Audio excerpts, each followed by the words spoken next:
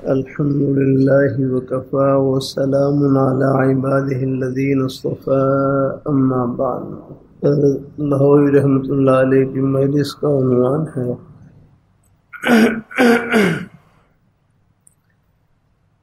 دنیا میں رہتے ہوئے ہماری زندگی کا نصب العین فقط آخرت کی کامیابی ہونی چاہیے۔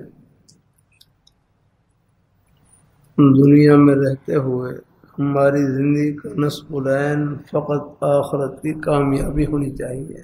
غرض یہ ہے، لاہوری رحمۃ اللہ علیہ کو جمعرات کو مجلس ہوتی تھی، فرمایا جمعرات کو ہماری اس مجلس ذکر کا مطلب یہ ہے کہ میرا اور آپ کا قلبی تعلق اللہ تعالیٰ سے درست ہو جائے، کہ میرا اور آپ کا قلبی تعلق اللہ تعالیٰ سے درست ہو جائے تاکہ ہماری اصلاح حال ہو جائے، ہم دنیا میں رہتے ہوئے اللہ تعالیٰ کو راضی کر لیں۔ ہم نہیں چاہتے کہ ہمیں جو بیٹا یا بہو یا نوکر ملے وہ سل یا ٹائیفائڈ یا تپدق وغیرہ کی امراض میں مبتلا ہوں، اور نہ ہم یہ چاہتے ہیں کہ وہ ہاتھوں سے لولے، پاؤں سے لنگڑے اور آنکھوں سے بھینگے ہوں۔ غرض کہ ہم چاہتے ہیں جو بھی ہمارا ہو وہ ہر لحاظ سے صحیح سلامت ہو، صورت بھی اچھی ہو، اندرونی امراض سل تپدق وغیرہ سے بھی محفوظ ہو۔ میں کہا کرتا ہوں، جس عقل سے ہم اپنا معاملہ کرتے ہیں، جس عقل سے ہم اپنا معاملہ کرتے ہیں، اگر اسی عقل سے اللہ تعالیٰ سے معاملہ کریں گے تو انشاءاللہ نجات ہو جائے گی۔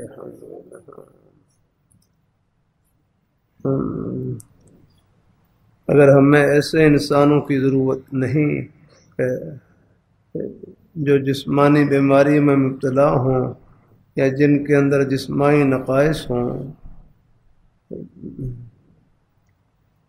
کیا اللہ تعالیٰ کو بحشت میں بھیجنے کے لیے ایسے بندے چاہیے جن پر اس کی لعنت ہو۔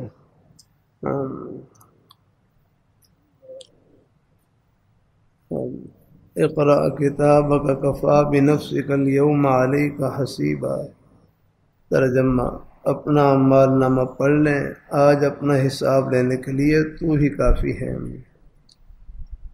اس مجلس کا مقصد یہ ہے کہ اللہ تعالیٰ مجھے اور آپ کو دنیا میں ہی اللہ تعالیٰ کا ایسا بندہ بننے کی توفیق عطا فرمائے جس کی وجہ سے مرنے کے بعد اس کی رحمت ہم پر نازل ہو۔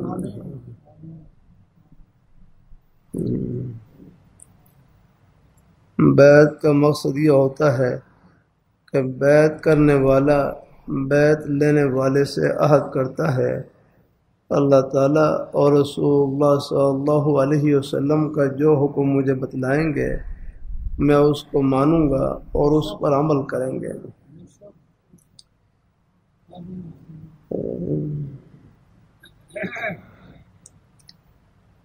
جن لوگوں نے مجھ سے بیعت کر رکھی ہے ان کے لیے میرا کہنا ماننا فرض عین ہے، بشرطے کہ میں ان کو کتاب و سنت کے احکام کے ماتحت کوئی حکم دوں۔ جس طرح نماز، روزہ، حج، زکوٰۃ کے احکام کی تعمیل فرض عین ہے،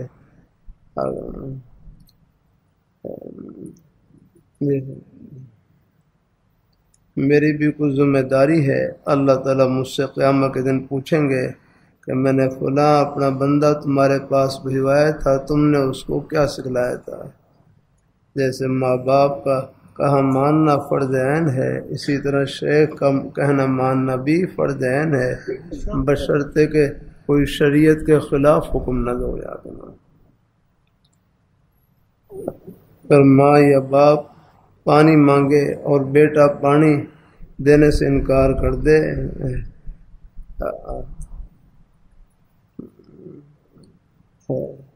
اللہ تعالیٰ اپنی مہربانی فرمائے، اللہ تعالیٰ اپنی مہربانی فرمائے تو وہ اپنی آخرت کو نقصان پہنچا رہا ہے۔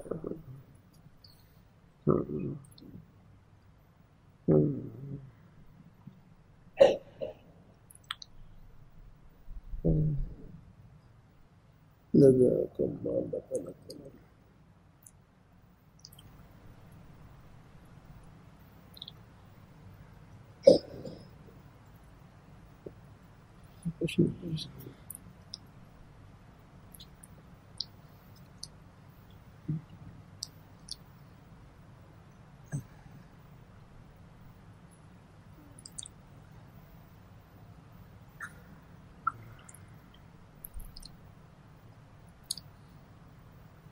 اللہ پاک کی ذات تک پہنچنے کے راستے ہمارے بزرگوں کا مقولہ ہے طریق الوصول الی اللہ بعدد قدر انفاس الخلائق، طریق الوصول الی اللہ بعدد قدر انفاس الخلائق، کہ اللہ پاک کی ذات تک پہنچنے کے اتنے ہی راستے ہیں جتنے مخلوق کے سانس ہیں۔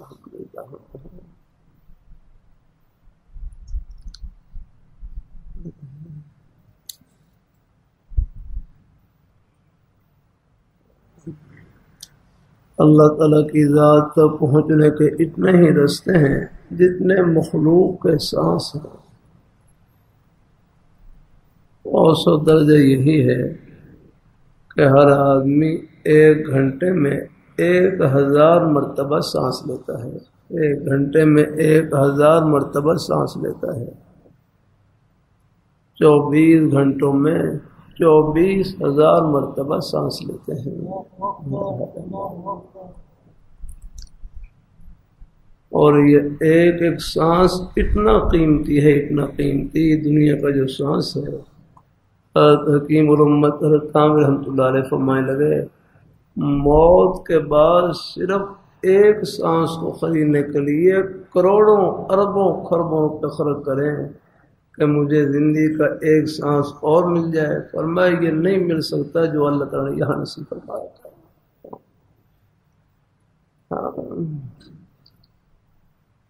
یہ دنیا کی زندگی ہے تھوڑی سی یاد کرو، لیکن ہے بڑی قیمتی یاد کرو۔ اللہ تعالیٰ اپنی مہربانی فرمائے کہ یہاں آپ ایک ایک سانس میں دنیا بھر کے خزانوں سے بڑھ کر آپ کمائی کر سکتے ہیں، ایک سانس میں، بلکہ کر ہی لیں، ایک مرتبہ سب کہہ لیں سبحان اللہ۔ شیخ صاحب کتنی بڑی کمائی کی آپ نے الحمدللہ، پورے مجمع بھائی ان باتوں پر اس طرح یقین کریں جس طرح باہر آپ کو سورج کی روشنی پر یقین ہے۔ آخرت کی باتیں سب پر حق اور سچ ہیں الحمدللہ۔ قرآن پاک کلام اللہ ہے، آیت المجالس میں اللہ ایک جملہ کہلوا رہے ہیں تو خدا وہ ہے جو کہے وہ کر کے دکھلائے، خدا وہ ہے جو کہے وہ کر کے دکھلائے۔ اللہ تعالیٰ کی ذات کو پہچاننے کے لیے یہی ایک جملہ کافی ہے، سارا جہان۔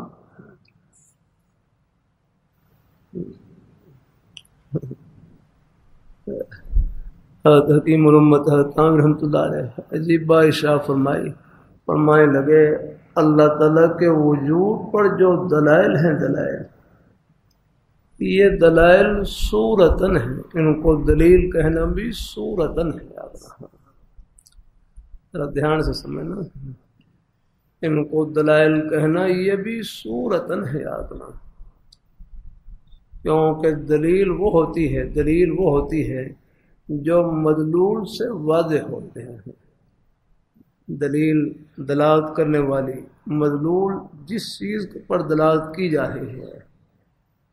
اب آپ دیکھ لیں باہر بادل ہے نا، بادل یہ دلیل ہے، نشانی ہے بارش کی، اور یہ بادل یہ بالکل واضح نظر آ رہے ہیں آپ کو، اور بارش ان میں چھپی ہوئی ہے۔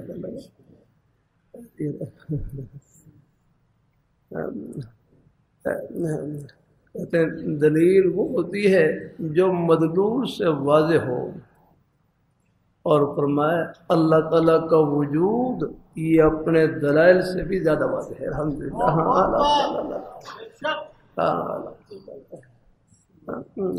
فرمایا ان کو پہچاننے کی دلیل یہ ہمارا ایک ایک سانس ان کے پہچاننے کی دلیل ہے، ہمارا ایک ایک روم کے پہچاننے کی دلیل ہے، یہ ہماری آنکھیں دلیل ہیں، یہ ہمارے کان دلیل ہیں، یہ زبان سے بولنا دلیل ہے۔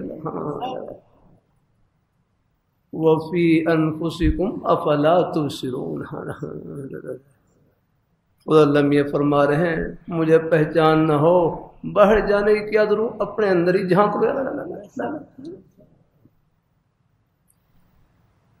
ہمارے پاس کیا ہے؟ کچھ نہیں ہے، سب کچھ اللہ تعالیٰ کی عطا ہے۔ میں زبان سے بول رہا ہوں، اس میں میرا کیا کمال، اللہ تعالیٰ کی عطا ہے۔ آنکھوں سے دیکھ رہے ہیں، اللہ تعالیٰ کی عطا ہے، کانوں سے سن رہے ہیں، اللہ تعالیٰ کی عطا ہے۔ اللہ اپنی بارگاہ مقبول فرمائے، اللہ اپنی بارگاہ مقبول فرمائے۔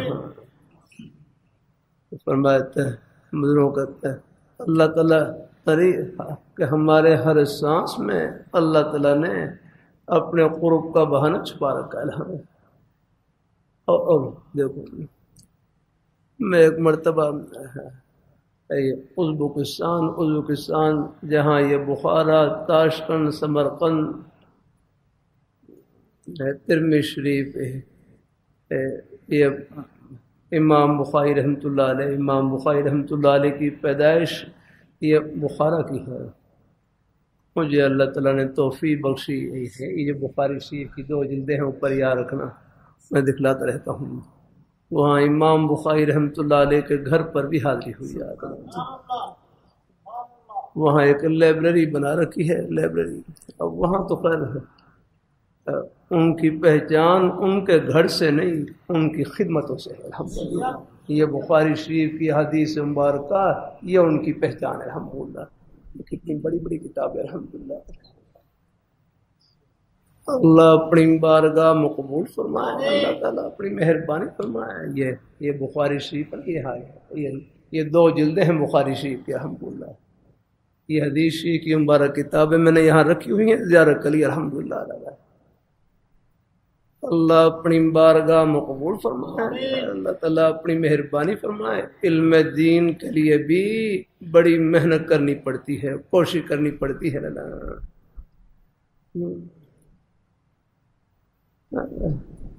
میں نے سکول کا منہ تک نہیں دیکھا ہے، طرف میں نہیں دیکھا، جو کچھ پڑھا چٹائیوں پر پڑھا۔ الحمدللہ کی رحمت سے میری لکھائی آپ سے اچھی ہوگی انشاءاللہ، سب کا الحمدللہ لکھنا بھی جانتا ہوں۔ الحمدللہ میں نے کتابت سیکھ رکھی ہے، الحمدللہ عربی، الحمدللہ سب سے نہیں لکھ رہا، ویسے کر رہا ہوں میں، لیکن اللہ کا شکر ہے۔ ہمارے بزرگ صاحب فرماتے ہیں ہم نے انگریز سے لکھنا پڑھنا نہیں سیکھا، ہم لکھنا پڑھنا پہلے بھی جانتے تھے۔ یہ انگریز ہمارا شاگرد ہے۔ الحمدللہ اللہ تعالیٰ اپنے یہ اندلس میں، یہ اسپین جو ہے یہ اندلس میں یہ اسلامی یونیورسٹیاں تھی، یہاں پر یہ پڑھنے کے لیے آتے تھے۔ 1200 سال تک اسلامی سلطنت کا غلبہ رہا ہے، 1200 سال تک یاد رہا۔ اللہ تعالیٰ وَأَنْتُمُ الْأَعْلَوْنَ إِن كُنتُم مُؤْمِنِينَ، تم ہی بلند رہو گے بشرطے کہ تم مومن ہو جاؤ۔ خود اللہ بھی فرما رہے ہیں تم ایمان کامل ایک نہیں آ رہا۔ اللہ تعالیٰ اپنی مہربانی فرمائے، اللہ تعالیٰ اپنی مہربانی فرمائے۔ اللہ نے ایمان کی شان، اللہ نے بلندی والی شان رکھی ہے۔ صحابہ کرام میں ایمان تھا، ایمان کامل تھا۔ الحمدللہ آپ دیکھ رہے ہیں کیسر و کسرا کے خزانے مسجد نبوی شریف میں ان کے ڈھیر لگے۔ الحمدللہ اللہ تعالیٰ اپنی بارگاہ مقبول فرمائے۔ بعض سے بات بڑھ جاتی ہے، اللہ تعالیٰ اپنی بارگاہ مقبول فرمائے. ہاں وہاں امام بخاری رحمۃ اللہ علیہ مجھے وہاں پر عصر کی نماز ایک مسجد میں پڑھی، عصر کی نماز ایک مسجد میں پڑھی. مسجد سے باہر نکل رہے تو اوپر مسجد کے ماتھے کے اوپر نا ایک حدیث شریف لکھی ہوئی،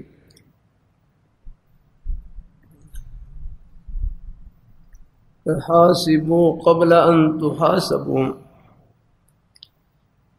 درمیان حاسبوا انفسکم قبل ان تحاسبوا وزنوا اعمالکم قبل ان توزن علیکم، کما قال علیہ الصلوۃ والسلام کہ حاسبوا قبل ان تحاسبوا.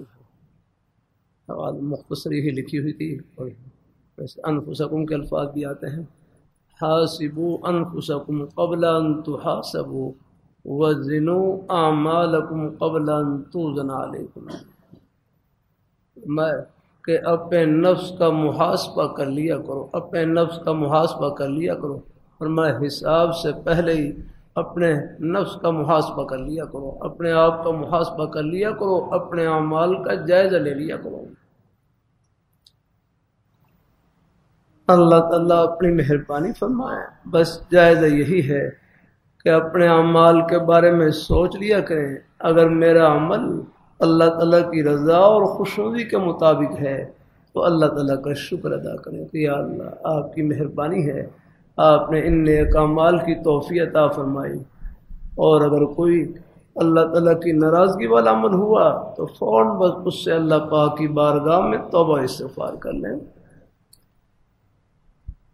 آج کے دن بھی اگر اعمال کا آپ جائزہ لیں گے، مجھے امید ہے آپ کے اعمال نامے میں نیکیاں زیادہ ہوں گی اور گناہ نہ ہونے کے برابر ہوں گے الحمدللہ. وہاں اوپر حدیث شریف لکھی، پھر آگے سوال لکھے ہوئے، کئی سوال. اگر وقت کم تھا بس میں پہلے ایک دو سوال پہ نظر پڑھی. پہلا سوال یہ لکھا ہوا تھا کہ هل اذا صلیت الفجر مع الجماعت، کیا آپ نے فجر کی نماز جماعت سے پڑھ لی ہے؟ یہ کیا فجر، یہ پہلا سوال ہے اٹھنے کے بعد نے اپنے اعمال کا جائزہ الحمدللہ.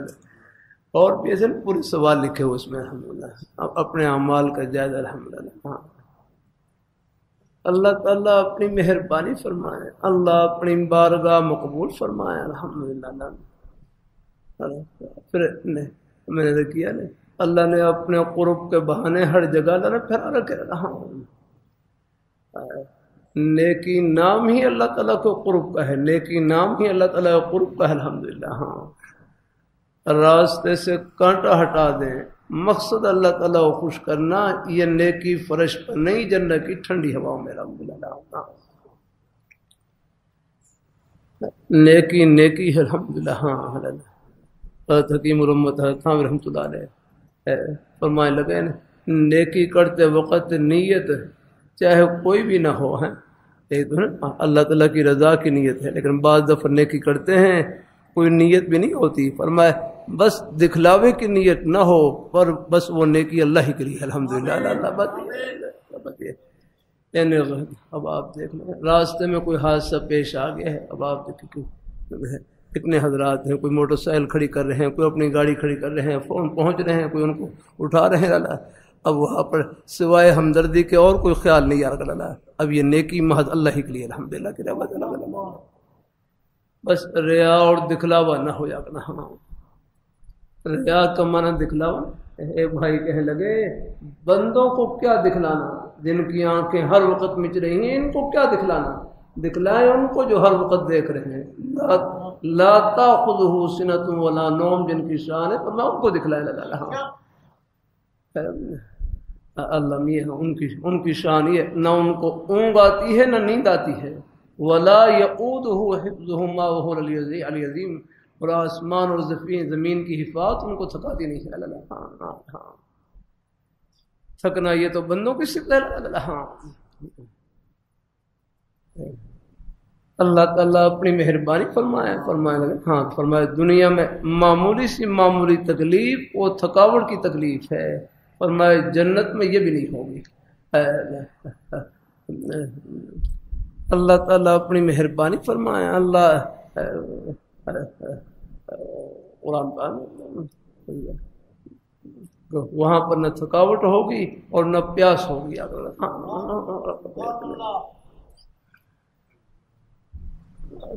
اللہ اپنی بارگاہ میں قبول فرمائے. اللہ اپنی بارگاہ میں قبول فرمائے. اللہ ہم سب کو اللہ اپنے ایمان پہ قائم رکھے. اللہ اپنے دین پہ قائم رکھے. فرمایا ہمارے بزرگوں کا مقولہ ہے طریق الوصول الی اللہ بعدد قدر انفاس الخلائق، کہ اللہ پاک کی ذات تک پہنچنے کے کتنے رستے ہیں. فرمایا اللہ پاک کی ذات تک پہنچنے کے اتنے ہی رستے ہیں جتنے مخلوق کے سانس ہیں. اوسط درجہ یہ ہے کہ ایک آدمی دن میں 24,000 مرتبہ سانس لیتا ہے. ایک گھنٹے میں گویا 1,000 مرتبہ سانس لے رہا ہے. اب میرے ایک آدمی 24,000 مرتبہ سانس لیتا ہے تو ہماری اندازہ لگائیں ہماری زندگی کے پوری زندگی کے کتنے سانس ہوں گے اور مخلوق کے کتنے سانس ہوں گے، ہم شمار نہیں کر سکتے. تو اللہ تعالیٰ نے ہر سانس میں اپنی خوشی کا سامان چھپا رکھا ہے. اللہ اپنی بارگاہ میں قبول فرمائے. یہ کچھ ساتھی نے کچھ باتیں جمع کر لی، مجھے بھی موقع ملتا ہے اپنے بزرگوں کے اپنے بھائیوں کو سنا دیتا ہوں جب موقع ملتا ہے. کسی مسلمان کو حقیر نہ سمجھیں، کسی مسلمان کو حقیر نہ سمجھیں. فرمائے کسی مسلمان کو حقیر نہ سمجھیں، کیا معلوم چلتے چلتے اللہ کون سی نیکی کروا لے جس کی برکت سے بیڑا پار ہو جائے. ہمارے سامنے بندے کا ایک عمل اور رب کے سامنے بندے کا ایک ایک سانس ہے.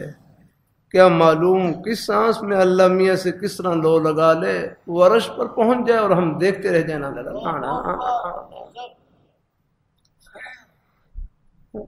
اللہ تعالیٰ اپنی مہربانی فرمائے. اللہ تعالیٰ اپنی مہربانی فرمائے. ہاں اس لیے حضرت حکیم الامت حضرت عامر رحمۃ اللہ علیہ کا ملفوظ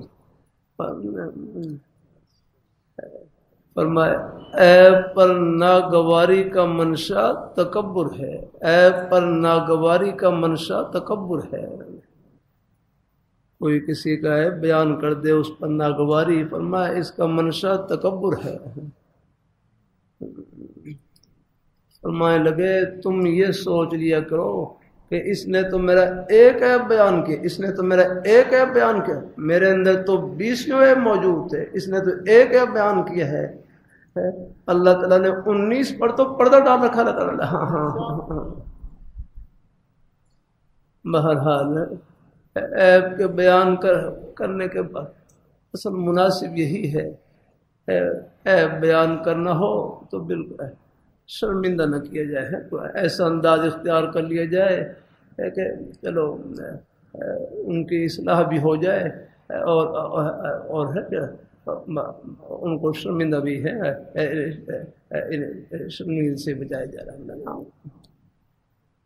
اللہ تعالیٰ اپنے ہے کسی میں کوئی بات ایسی ہے جو قابل اصلاح ہے، کوشش کریں علیحدہ کر کے ان کو سمجھا دیا کرنا ہے. بہرحال پھر بھی اگر کوئی بات دل میں نہ اترے تو پھر ان کے لیے دعائے خیر کرے. اللہ تعالیٰ اپنی مہربانی فرمائے. جیسے ہر شیخ رحمۃ اللہ علیہ فرمائے لگے نا، ہر آدمی کے اندر خوبیاں بھی ہوتی ہیں اور کچھ بدی کے پہلو بھی ہوتے ہیں. خوبیاں بھی ہوتی ہیں اور بدی کے پہلو بھی ہوتے ہیں. فرمائے لگے آپ خوبیاں لے لیے کرو، خوبیاں لے لیے کرو اور بدی کا معاملہ اللہ تعالیٰ کے حوالے کرتے ہیں. ہاں اگر اصلاح کر سکتے ہیں تو اصلاح کر دیں، سمجھا دیں، لیکن اصلاح کرنے کا یہ طریقہ نہیں کہ ان کو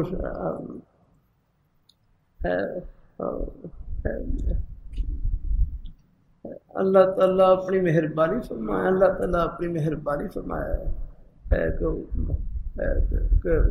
ان کی بدی کو پھیلا دیں، ایسا نہیں آنا ہے، بلکہ علیحدہ کر کے ان کو سمجھا دیں. اور اگر اور کوئی سمجھانے کی صورت ممکن نہ ہو تو پھر ان کے حق میں دعائے خیر ہے. ہاں کہ یا اللہ ہمارے اس بھائی کو نیک رستے کی سمجھ عطا فرمایا. ہاں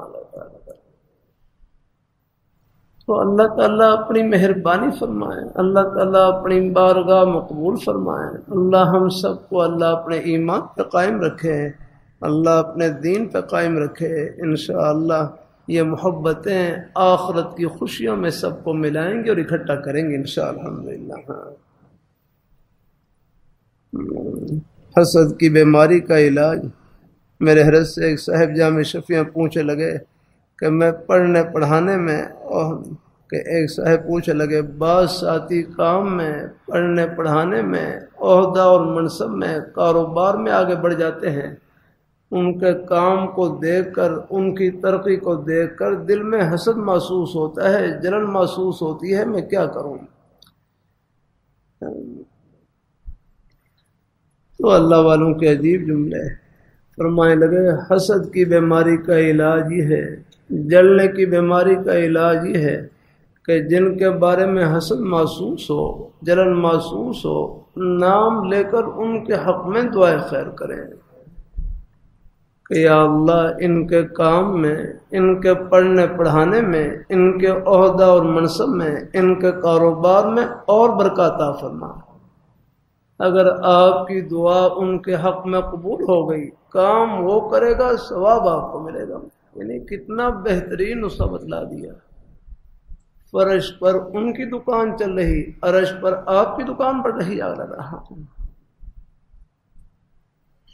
مدینہ منورہ میں ایک عرصے تک یہ فضا رہی کہ یہاں ایک بھائی کی دکان ہے، اللہ تعالیٰ نے ان کی دن بھر کی ضرورت روزی کا بندوبست کر دیا، اور قریب دوسرے بھائی کی دکان ہے، ان کے پاس ابھی تک کوئی سودا خریدنے کے لیے نہیں آیا۔ اب اگر کوئی گاہک ان کے پاس سودا خریدنے کے لیے آتا ہے، یہ گاہک کو خود کہتے ہیں کہ اللہ تعالیٰ نے میری دال روٹی کا بندوبست کر دیا ہے، یہ قریب میرے بھائی کی دکان ہے، ان کے پاس ابھی تک کوئی سودا خریدنے کے لیے نہیں آیا، آپ ان سے جا کر سودا خریدیں۔ یہ تھی محبت کی فضا جا رہا ہے۔ ہاں، مسلمان باتوں کی وجہ سے نہیں، اپنے اس نیک کردار کی وجہ سے الحمدللہ۔ اللہ تعالیٰ اپنی مہربانی فرمائے، اللہ اپنی بارگاہ مقبول فرمائے، اللہ ہم سب کو اللہ، پھر ہم اپنی حیثیت کو پہچانے، یہ گھر نہیں ہے، راہ گزر ہے۔ اللہ رحمۃ اللہ علیہ کتنا پیارا جملہ فرمائے لگے ہم دنیا میں رہنے کے لیے نہیں، اللہ میاں کو خوش کرنے کے لیے آئے، کہ ہم دنیا میں رہنے کے لیے نہیں، اللہ تعالیٰ کو راضی کرنے کے لیے آئے، بس یہ غرض ہے ہماری زندگی کی۔ یہ ہے اللہ رحمۃ اللہ علیہ کی مجلس کا عنوان تھا کہ دنیا میں رہتے ہوئے ہماری زندگی کا نصب العین، ہمارا مقصد آخرت کی کامیابی ہے، بس یہ الحمدللہ۔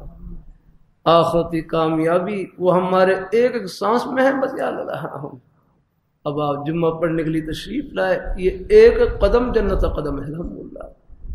اللہ تعالیٰ اپنی مہربانی فرمائے، دکان پر جا رہے ہیں، دفتر میں جا رہے ہیں، اپنے بچوں کے لیے حق حلال کی روزی کمانے کے لیے جا رہے ہیں،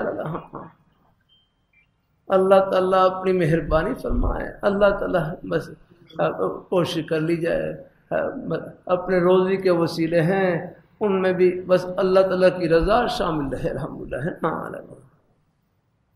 کوئی غلطی ہو جائے اللہ تعالیٰ سے معافی مانگی، اللہ تعالیٰ سے معافی مانگے، معافی مانگتے رہے اللہ تعالیٰ سے، تو اللہ تعالیٰ اپنی مہربانی فرمائیں گے، اللہ تعالیٰ اپنے فضل اور کرم والا معاملہ فرمائیں گے انشاءاللہ۔ آمین۔ وآخر دعوانا الحمدللہ رب العالمین۔